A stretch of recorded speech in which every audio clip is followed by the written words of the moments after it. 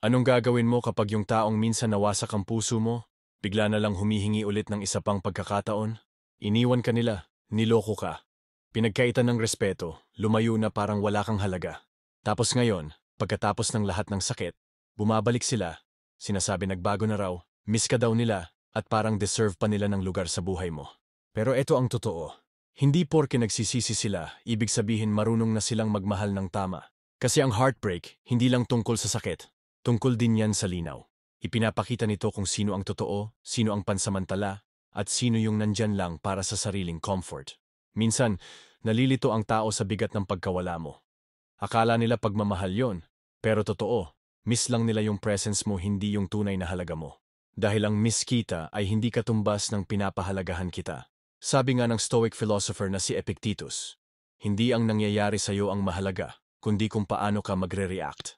At ngayon, reaction mo ang pinaka-importante. Ito na yung moment mo. Hindi para questionin ang worth mo, kundi para protektahan ang peace mo.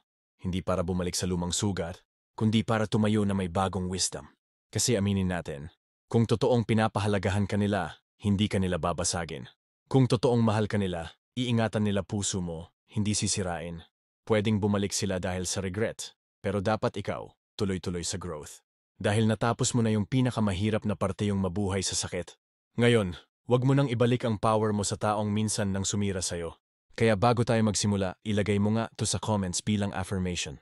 Hindi ako bumabalik sa mga bagay na minsan nang nakasira sa akin. Okay, simulan natin. Number 1, hindi ikaw ang namimiss nila yung access sa'yo. Madalas, akala mo love pa rin. Pero ang totoo, miss nila yung energy mo, yung kabaitan mo, suporta mo, oras mo. Pero hindi nila namimiss yung accountability na kasama ng pagmamahal. Gusto nila ng presence mo, pero ayaw nila ng standards mo. Gusto nila ng loyalty mo, pero tinitignan pa rin nila yung boundaries mo bilang hadlang. Gusto nila yung benefits ng love mo, pero ayaw nilang gawin yung effort para maging deserving. Sa psychology, ang tawag dito ay emotional re-entry. Hindi sila bumabalik kasi nagbago na sila. Kundi kasi ang assumption nila, ikaw hindi ka nagbago. Inaakala nila naghihintay ka pa rin, umaasa at available. Pero hindi ka na yung taong iniwan nila noon. Nagbago ka na. At kapag may growth, natural lang na tumaas ang standards. Sabi nga ni Marcus Aurelius, the soul becomes dyed with the color of its thoughts. Ibig sabihin, kung papapasukin mo ulit ang taong may parehong mindset nung sinaktan ka nila, parang inaanyayahan mo lang ulit ang parehong sakit, ibang salita lang ang dala. Kasi ang pagmamahal na walang pananagutan, hindi pagmamahal. Convenience lang yon. At tandaan mo, hindi ka convenience ng kahit sino. Hindi ka backup plan. Hindi ka pansamantalang pahingahan kapag pagod na sila sa mundo. Ikaw ang bagyong akala nila kakayanin nila pero hindi nila kinaya. At ay ngayong kailangan nila ng kanlungan, bigla silang babalik. Pero ang tanong dito, hindi namimiss ba nila ako? Ang totoong tanong ay, nirerespeto ba nila kung sino na ako ngayon matapos silang mawala? Kasi ang mamiss ka, madali lang yon. Pero ang magbago para maging karapat-dapat ulit sa'yo, yun ang mahirap. At kung hindi nila ginawa ang mahirap na part, yung pagbabalik nila hindi blessing. Test lang yon. Kaya tigilan mo ang pag-romanticize ng sorry na walang kasamang pagbabago. Tigilan ang pagpili ng koneksyon kahit wala ng linaw. Hindi mo kailangan ng taong paulit-ulit lang magsasabing mahal ka nila. Kailangan mo ng taong kayang patunayan na nag-evolve na sila. Dahil ang salita, hindi kayang burahin ang damage. Actions lang, consistency, at yung katotohanan ang makakagawa nun. At ito ang totoo, hindi mo responsibilidad ayusin ang taong minsang nagwasak sa'yo. Wala kang obligasyong bumalik sa chapter na dati nang nagtapos sa sakit. Hayaan mo silang mabuhay sa regret nila. Ikaw naman, nagsimula ka na sa healing. Isang bagay na hindi nila pwedeng pekein, pilitin o sabayan. This time, pinili mo na ang sarili mo. This time, tinaasan mo na ang standards mo. At this time, hindi ka natatanggap ng tira-tira dahil minsan mong ginutom ang sarili mo para sa maling klase ng pagmamahal. Ngayon, nakapagtayo ka na ng feast mula sa healing mo. At hindi lahat ng tao deserve ng upuan sa mesa na iyan. Kaya bago tayo magpatuloy, i-comment mo itong affirmation. Pinoprotektahan ko ang peace ko, kahit laban sa mga taong minsan kong minahal. Number 2, closure. Pero sa terms lang nila. Kapag ang taong sumira sa puso mo bumalik, kadalasan dadahilan sila na, gusto ko lang ng closure. Pero eto ang hindi madalas na pag-uusapan. Ang gusto talaga nila, makagaan ang loob nila, hindi panagutan yung ginawa nila. Gusto nilang gumaan ang konsensya nila, hindi ayusin ang damage. Gusto nilang marinig na okay lang para makaalis silang malinis. Pero ito ang reality. Hindi trabaho mo linisin ang konsensya ng taong nanakit sa'yo. Trabaho mo protektahan ang sarili mong kapayapaan. Sa psychology, ang tawag dito, Narcissistic closure. Ito yung closure na hinahanap ng nanakit. Isang klase ng closure na hindi sila mahihirapan, hindi sila haharap sa pananagutan. Closure na para lang sa kanila, hindi para sa iyo. Closure na para sa kanila, pero hindi para sa iyo. Yun yung klase ng closure kung saan aalis silang pakiramdam nila na intindihan mo sila, pero hindi kailanman pinanagot sa sakit na ginawa nila. Diyan papasok ang power mo. Kasi tandaan mo closure, hindi yan usapan, desisyon yan. Ito yung moment na titigil ka ng humahanap ng sagot sa taong ang dinala lang sa'yo ay kalituhan. Ito yung oras na pinipili mong maghilom, nang hindi na kailangan yung taong sumira sa'yo para i-validate yung sakit mo. Alam na alam ito ng mga Stoics. Sabi ni Epictetus, "Freedom is the only worthy goal in life, and it is won by disregarding things we can't control." At totoo nga naman, hindi mo kontrolado ang guilt nila, hindi mo kontrolado ang regret nila. Pero hawak mo ang healing mo. At hindi mo sila kailangang papasukin ulit sa buhay mo dahil lang hindi nila kaya ang bigat ng pagkawala mo. Kaya kapag sinabi nilang gusto nila ng closure, tanungin mo sarili mo, handa ba silang managot ng buo? Humihingi ba sila ng sorry para sa tamang bagay? O sinusubukan lang nilang burahin yung version nila na nanakit sa'yo? Kasi ang totoong closure, hindi binubura ang nakaraan. Inaamin nito yung nangyari. Hindi ito nagmamakaawa ng kapatawaran ina-earn niya yon. At lalong hindi ito dumarating na may kasamang ego na nakatago sa emosyon. Tandaan, may mga tao babalik para baguhin ang ending ng kwento. Hindi para ayusin ang damage, kundi para gumaan lang ang loob nila sa pag-alis. Pero wag mong hayaang baguhin nila ang kwento mo. Ikaw na ang nakalaban sa heartbreak. Ikaw na ang nakaligtas sa bagyo. Hindi mo sila kailangang bigyan ng gentle goodbye dahil lang dumating silang may malalambing na salita. At ito ang dapat mong isapuso. Hindi ka cold-hearted dahil pinili mong protektahan ang peace mo. Hindi ka bitter dahil nagtakda ka ng boundaries. Tapos ka na lang talaga sa pagbibigay ng dugo para sa mga taong dumarating lang kapag convenient para sa kanila. Kaya bago tayo magpatuloy, ilagay mo itong affirmation sa comments. Hindi ko kailangan ng closure. Pinipili ko ang clarity at peace. Number 3. Nakita nilang nagbago ka at natatakot sila. Nung sinira nila puso mo, akala nila mababasag ka. Akala nila hahabulin mo sila, magmamakaawa, mawawala ang sarili mo para lang maibalik sila. Pero hindi. Tahimik kang bumangon. Dahan-dahan pero matatag. At ngayon, nakikita nila ang version ng sarili mo na hindi nila inasahan. Yung version na hindi na sila kailangan. At dun sila natatakot. Hindi lang nila namimiss kung sino ka nung minahal mo sila. Mas kinakatakutan nila kung sino ka na ngayon nang wala sila. Ito ang tinatawag na psychological whiplash. Yung akala nila sila ang sentro ng mundo mo, pero bigla nilang na-realize na nakabuo ka ng bagong universe. Na wala silang lugar. At doon pumapasok ang regret. Pero tandaan, hindi lahat ng regret ay dahil sa love. Minsan ego lang yan. Kasi ngayon, nakikita ka nilang kumikinang sa mga lugar kung saan iniwan ka nilang wasak. Pero anong turo ng Stoic wisdom? Sabi ni Marcus Aurelius, "You have power over your mind, not outside events." Ibig sabihin, wala sa kanila ang control. Ikaw ang may hawak sa isip mo. At dun mo mahahanap ang tunay na lakas. Hindi ka nandito para hinaan ang liwanag mo. Kahit nakakabulag ito sa taong minsan nang hindi ka pinahalagahan. Hindi ka rin nandito para bumalik sa lumang pattern. Dahil lang napansin na nila kung ano ang nawala sa kanila. Oo, nakikita nilang nagbago ka. Oo, nagsisisi sila na sinira nila ang kaluluwang ngayon ay lumalakad nang wala sila. Pero wag mong ipagkamali ang pagsisisi nila bilang readiness. Wag mong ihalo ang gulat nila sa pagiging sincere. Kasi yung taong iniwan ka noon, hindi talaga handa magmahal ng tama. At yung bumabalik ngayon, hindi dahil ready na sila, kundi nagulat lang sila na natuto kang mahalin ang sarili mo. Tandaan, growth ay madalas hindi komportable para sa mga taong tumangging lumago kasama mo. Pero yung discomfort nila, hindi burden mo yan. Hindi ka na yung taong tahimik lang na nagtitiis ng sakit. Hindi ka na yung taong gumagawa ng excuse para sa red flags. Ikaw na ngayon ang resulta ng lahat ng gabing walang tulog, lahat ng luhang natapon, lahat ng beses na itinayo mo ang sarili mo kahit walang nakakakita na bumagsak ka. At yung version ng sarili mo ngayon sagrado, untouchable. Kaya kapag bumalik sila, dala ng gulat sa transformation mo, tanungin mo sarili mo, sineselebrate ba nila yung growth ko or namimiss lang nila yung kahinaan ko? Kaya bago tayo magpatuloy, i-comment mo itong affirmation. Nagbago na ako at hindi ko nababawasan ang sarili ko para sa kahit sino. Number 4. Gusto ka nila ulit, pero hindi pa rin kaya aminin ang ginawa nila. Kapag ang isang tao tunay na gustong bumalik, hindi lang sapat na magpakita. Kailangan nilang magpakita ng accountability. Pero anong madalas mangyari? Pagbalik nila, wala yung apology. Wala yung ownership. Wala yung effort na mag-heal. Ang meron lang, simpleng small talk. Yung tipong, "Hey, kamusta ka?" Na parang hindi ka nila binasag. Na parang hindi ka nila iniwan sa oras na pinakakailangan mo sila. Nakikita mo? Gusto nila ng access sa'yo, pero ayaw nilang akuin ang responsibilidad sa ginawa nila. Dito papasok yung emotional control mo bilang power. Kasi tandaan, hindi porke bumalik sila, ibig sabihin nagbago na sila. Hindi porke namimiss ka nila, ibig sabihin ready na silang mahalin ka ng tama.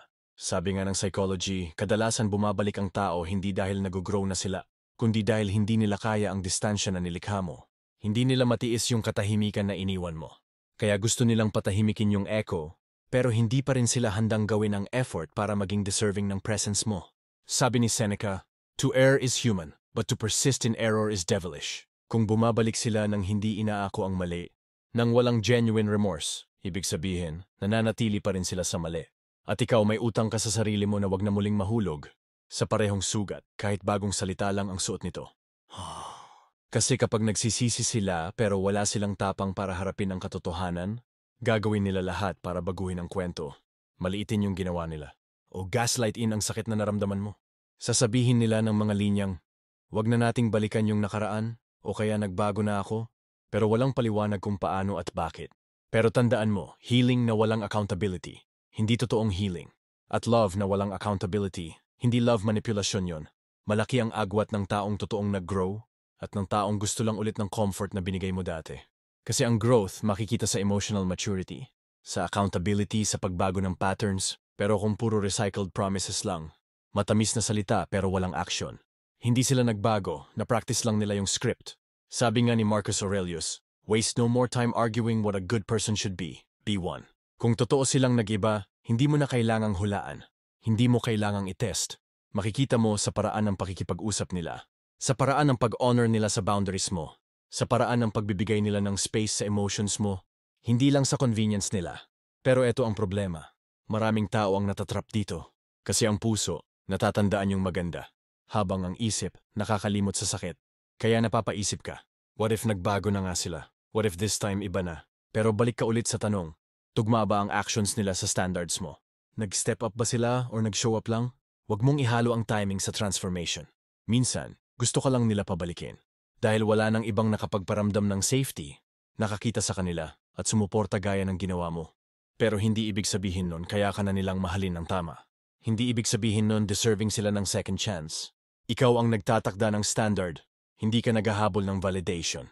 Pinagmamasdan mo, pinoprotektahan mo, at nagre-respond ka lang sa consistency. Kasi kung hindi nila kayang patunayan ang pagbabago nila sa gawa, sa panahon, at sa accountability, hindi yun pagbabago, strategy lang yun. At tandaan, hindi ka nandito para maging emotional rehab ng kahit sino. Hindi ka test run ng maturity nila. Ikaw ang reward na dapat pinahalagahan nila noon pa. Kaya bago tayo magpatuloy, i-comment mo itong affirmation. Hindi ako nagtitiwala sa salita. Nagtitiwala ako sa consistency. Number 6. Gusto ka nila ulit. Pero ikaw na ang may control ngayon. Yung taong minsan may hawak ng power na wasakin ang puso mo, ngayon gusto ng second chance. Pero ito ang totoo. Gusto ka nilang balikan, hindi ibig sabihin deserve na nila ng access sa'yo. At hindi porke nagsisisi sila na nawala ka, obligasyon mong tanggapin ulit sila. Dito papasok ang power mo. Hindi sa pag-react emotionally, kundi sa intentional na response. Wala kang utang na reunion sa kahit sino, dahil lang na-realize nila ang worth mo. Kasi ang presyo ng entry pabalik sa buhay mo, hindi na lang basta love. Ito na ngayon, growth, change, effort, consistency, accountability, and pinaka-importante permission mo. Sabi ni Seneca, walang taong makakakuha ng lahat ng gusto niya, pero nasa power niya na huwag gustuhin ang wala siya, at gamitin ng tama yung meron siya. At ngayon, hawak mo na ang isa sa pinakamalakas na bagay, clarity. Clarity kung sino talaga sila. Clarity kung paano kanila tinrato. Clarity kung gaano kahirap ang healing na dinaanan mo para tumayo ulit. Ngayon, hindi lang sapat na ipakita nilang gusto ka nila. Kailangan nilang patunayan na nag-evolve na sila. At kung hindi, walk away. Hindi dahil bitter ka, kundi dahil hindi na negotiable ang peace mo. Psychology tells us, kadalasan kapag bumabalik ang isang tao, hindi dahil may bagong discovery sila, kundi dahil hindi sila komportable. Hindi sila komportable mag-isa. Hindi sila komportable makita kang nagtatagumpay. Hindi sila komportable sa void na naiwan.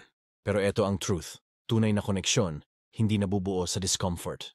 Nabubuo yan sa growth at mutual respect. Kaya wag kang mahulog sa nostalgia trap. Wag mong i-romanticize ang sakit dahil lang pamilyar siya. Tandaan, yung taong sumira sa puso mo, siya rin ang nagturo sa'yo kung paano mabuhay nang wala siya. It's Kung gusto nila ng isa pang chance, kailangan nasa terms mo. Terms na nagpoprotekta sa puso mo, nagho-honor sa growth mo, at sumasalamin sa standards mo. Hindi ka na yung taong nagmamakaawa ng love. Ikaw na yung pumipili kung sino ang may access sa energy mo. Hindi ka na humahabol. Ikaw na ang ina-attract. Hindi mo na kailangang i-explain ang worth mo. Ikaw na mismo ang embodiment nito.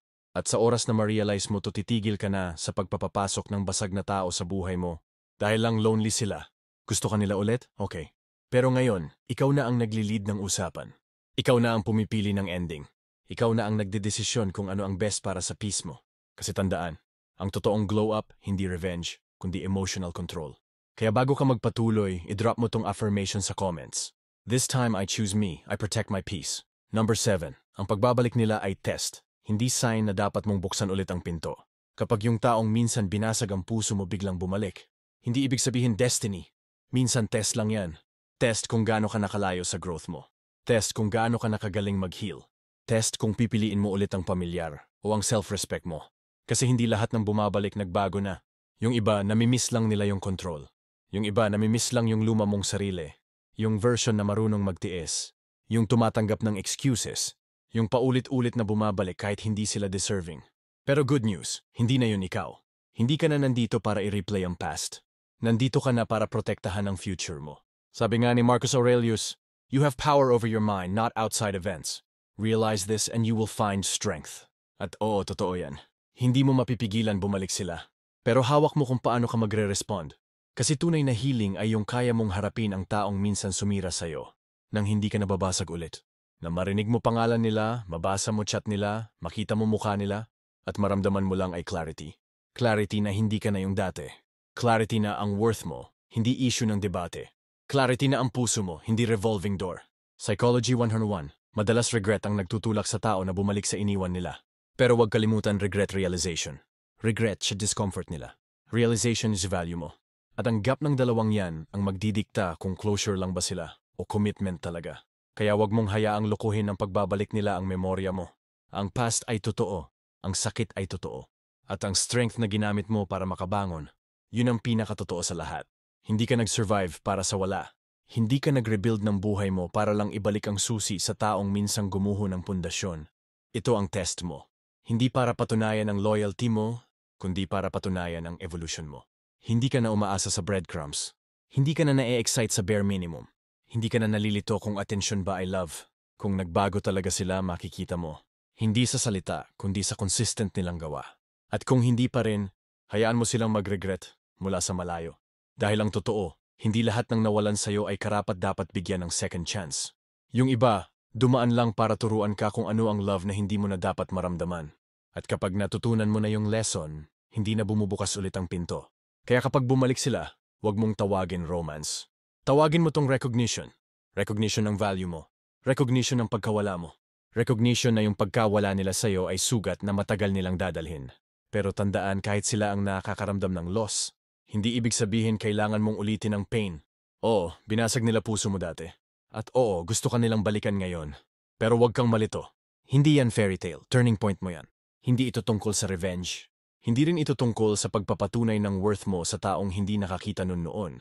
Suwabas tungkol sa iyo, na ngayon ay nakikita na ang sarili mong halaga. At hindi mo na hinahayaan kahit sino na ipagduda mo ulit yon. Na-survive mo yung bagay na halos sumira sa'yo. Nabuo ka ulit pagkatapos nilang mawala. At ngayong bumalik sila, trabaho mo ba silang sagipin mula sa regret nila? Hindi. Trabaho mo protektahan ang peace na pinaglaban mo ng todo. Sabi ng mga stoic, hindi mo hawak ang lahat ng pangyayari, pero hawak mo kung paano ka magre-respond. Kaya tandaan, hindi mo sila kailangang bigyan ng second chance. Hindi mo sila kailangang bigyan ng closure. Hindi mo sila kailangang bigyan ng access sa'yo, kahit namimiss nila yung luma mong sarili. Kasi yung dati mong sarili, nagmamahal ng walang boundary. Pero yung bago mong sarili, nagmamahal na may wisdom. Kung dati, yung love nila hindi ka na protektahan. Ngayon kahit bumalik sila, hindi na sila qualified. Hayaan mo silang maupo sa regret nila. Hayaan mong maramdaman nila kung ano ang pakiramdam na gustong-gusto ka nila ulit. Pero huli na. At kung ikaw, nag-heal pa rin ngayon, ituloy mo. Sa katahimikan, sa lakas, sa self-respect. Kasi hindi lahat ng story deserve ng sequel. May mga chapters na dapat nang manatiling sarado para maisulat mo na ang totoong kwento na para sa'yo. Kung tumatayo ka para sa sarili mo at hindi ka na bumabalik sa nakaraan, i-drop mo ito sa comments. I choose peace, growth, and a love that won't break me. Kung naramdaman mo ang mensaheng to, huwag ka lang manood ng tahimik. I-like mo to, i-share mo sa taong kailangan makarinig, at mag-subscribe ka para sa mas marami pang content na hindi sugar-coated, kundi totoong totoo. Kasi tandaan mo, ang glow up mo hindi revenge, redemption.